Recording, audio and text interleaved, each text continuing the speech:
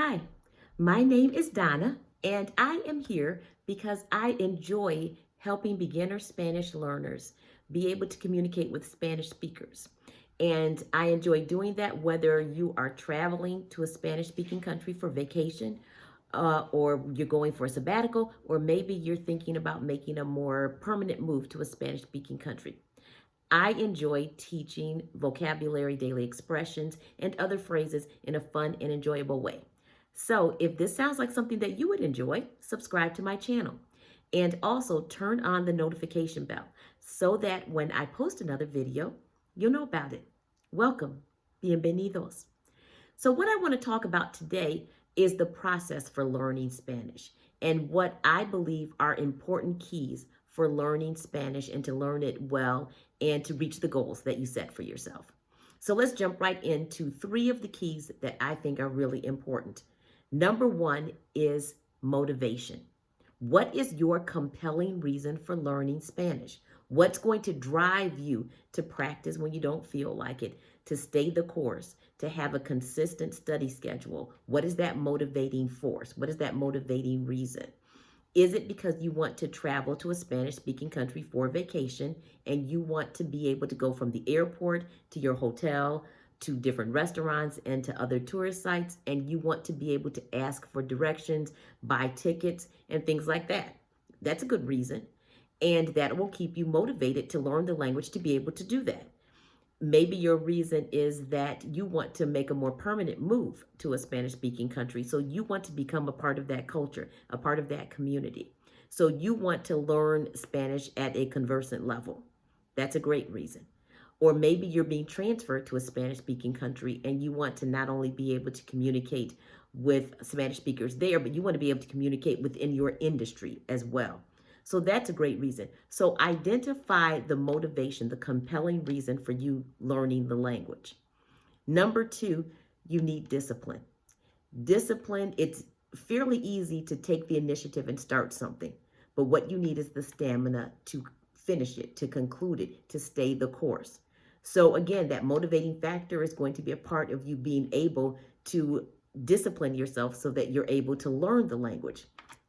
But you want to be able to maintain that focused determination to learn, to make sure that you're consistent with your study habits, that you're consistent with the time that you've set for yourself in order to consistently, regularly practice the language. So discipline is very important. And finally, engagement. You want to be invested in the process of learning, and you want that process to be something that you enjoy, because you're more likely to stick with it if you enjoy the process. So motivation, discipline, and engagement are keys to being able to learn Spanish and to be able to learn it within a reasonable period of time. So what sources are available so that you can begin this Spanish learning journey? Let's go over a few things because there's so many resources that are available. If we're talking about things that are online, one program that I've used that I enjoyed was Duolingo. I used that for quite a period of time, and it is very useful for beginner Spanish learners as well as those who are more advanced, because it gives you the opportunity to take a placement exam or test so that you can be placed at a level that allows you to continue meeting your goals. So it's good for beginners or more advanced students. Also, YouTube videos. There are thousands of videos that are available. So the key here is to not become so overwhelmed with resources that you're doing more research than learning. So you need to find those resources and settle on what you want to use. And remember that if something isn't working, you can always change. So you don't have to exhaust yourself in just trying to figure out what resources to use. But I would like to point you in the direction for a few videos because I think that they are excellent and that you would enjoy learning with those. So number one is a channel called Español con Juan.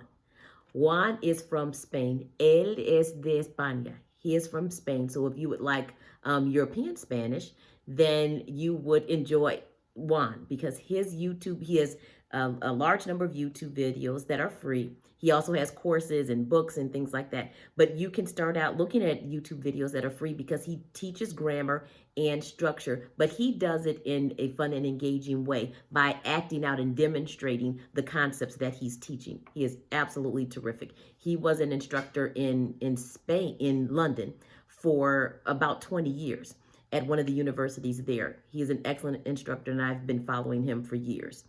Next, there is Andrea. Andrea es una mujer de Colombia. She is a woman from Colombia, and her YouTube channel and her school is called Spanishland School. And I've studied with her as well by using her YouTube videos. I've also purchased material from her as well. She is a thorough, thoughtful, engaging teacher as well. So I believe that you would enjoy her. Again, she's from Colombia. And finally, there's Butterfly Spanish.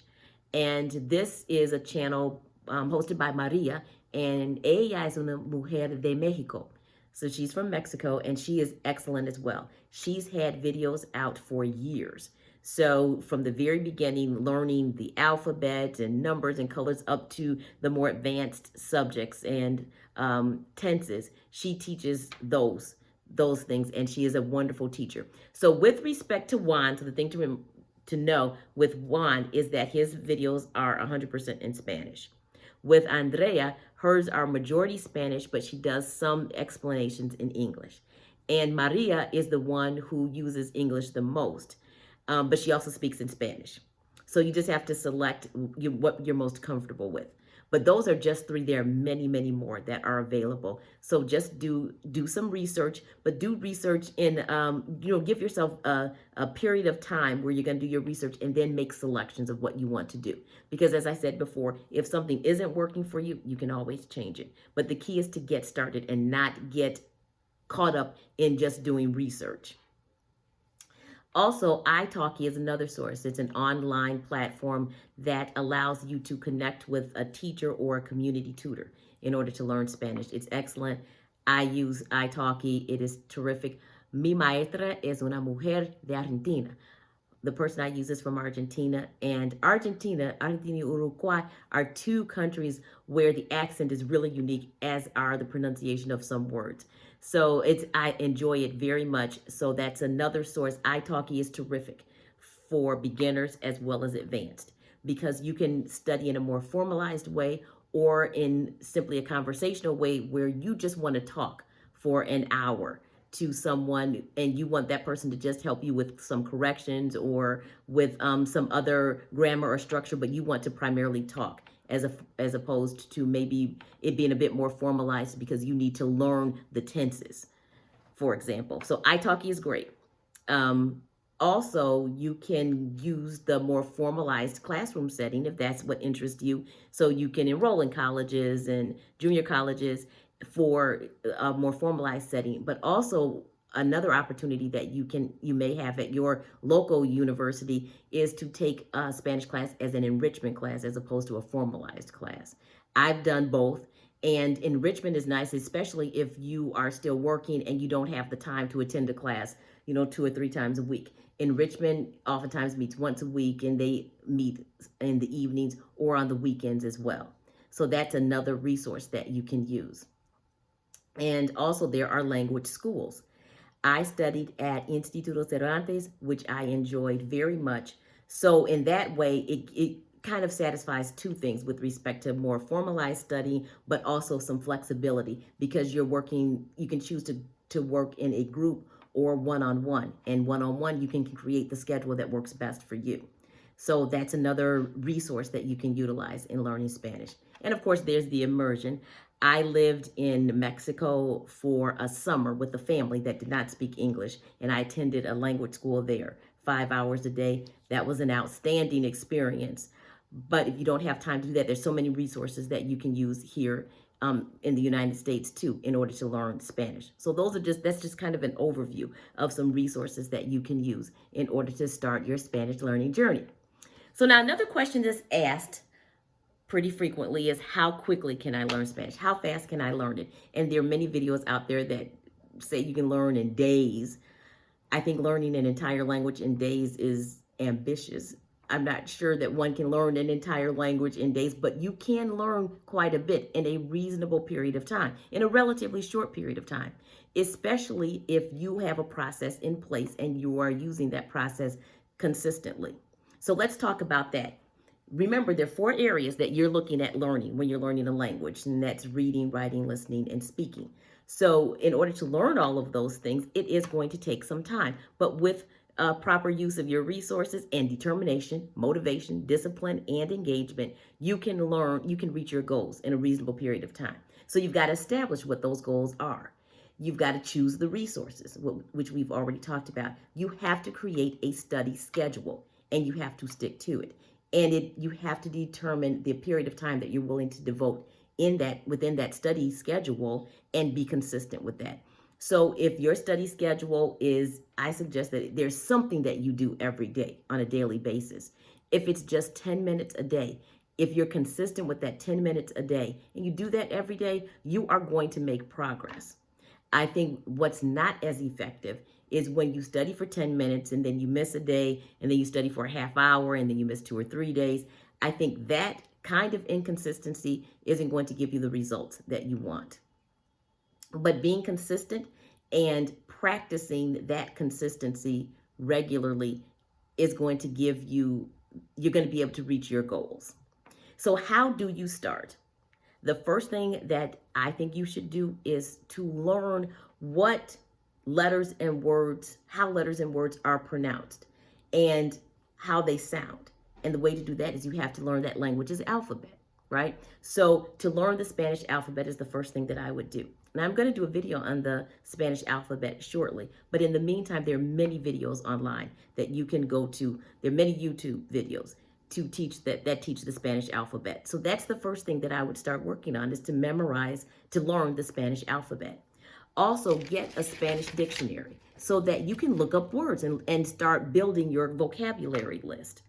And in conjunction with that, get a notebook and flashcards, whether you use them online or you're writing, you have the actual flashcards, the physical flashcards, which I prefer because I think you learn better when you see something, when you write it, when you say it. I think that builds memory for things. But, and so get those flashcards or a notebook and write down 20 vocabulary words of interest to you. So whether it's based on a hobby that you have or your job, whatever it is, 20 words that you want to learn, how you want to know in Spanish about something that interests you. So I had someone that I was tutoring. This person was a lifeguard, and I had them learn all the names of all of the equipment that they used as a lifeguard. And I also had them learn the words that they needed to use in order to describe what their duties were. And that was a way to learn something about something that you enjoy. So that's what I would suggest that you do. And also decide I probably should have said this a little bit earlier, decide what accent you're interested in learning and stick with that accent with respect to the resources that you're using. So if you want to learn Spanish based on Mexico, the Mexican accent, or the Spanish accent from Spain, or Colombia like me, or that I study, or Argentina, then select that accent and stick with that accent when you're utilizing resources, because I do think that it's important to hear the accent consistently so that you can learn the rhythm of that language and you can learn the sound of that language and the pronunciation of words of that country so that you hear that consistently. So I do think that's important. I don't do that because I listen to accents from all over the world. But when I started learning Spanish, my teachers were from Mexico. So I learned from the Mexican accent. So I do think that it will help you to hear one accent consistently. And the other thing, the final thing that I think is important and helpful to do is to change the language of your phone and your computer, your television, change that default language from English to Spanish. Now you may think, oh my gosh, I'm not going to understand what those instructions are or what the names of things are, but you'll be amazed at how quickly you will learn, because although you're changing the language, where you see those words are going to be in the same place that you saw the words in English. So if you're, watching a television program on your DVR, And you know, the first word on the left is going to say play. So when you see the word reproducir, you're going to know that means to play. And if you watch something, you stop watching it, you come back, you know, in English it says resume. So when you see the word reanudar, you're going to know that means resume. So you're going to learn, you're going to increase your vocabulary fairly quickly. And I think it's a great way to be able to add to your vocabulary and with words that you use and that you see regularly.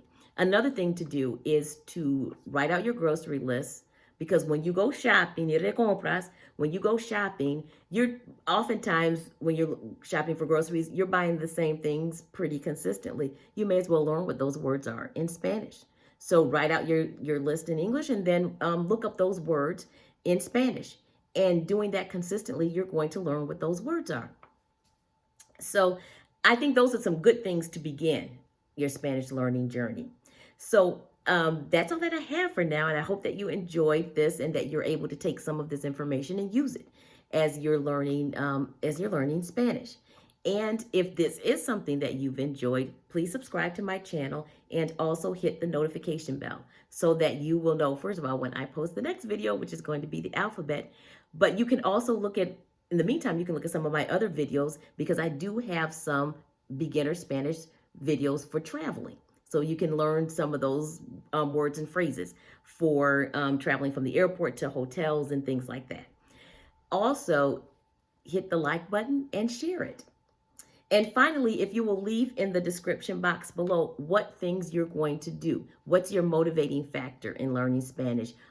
How are you going to start? Are you going to start with online? Are you going to start with buying books? Are you going to sign up for a class? Whatever it is, however you're going to begin your journey. If you leave that in the comments below, I would love to read about how you're going to start.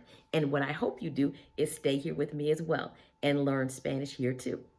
So until next time, remember, cada idioma es un modo distinto de ver la vida. Every language is a new way to see the world. So until next time, take care, cuídate, ciao.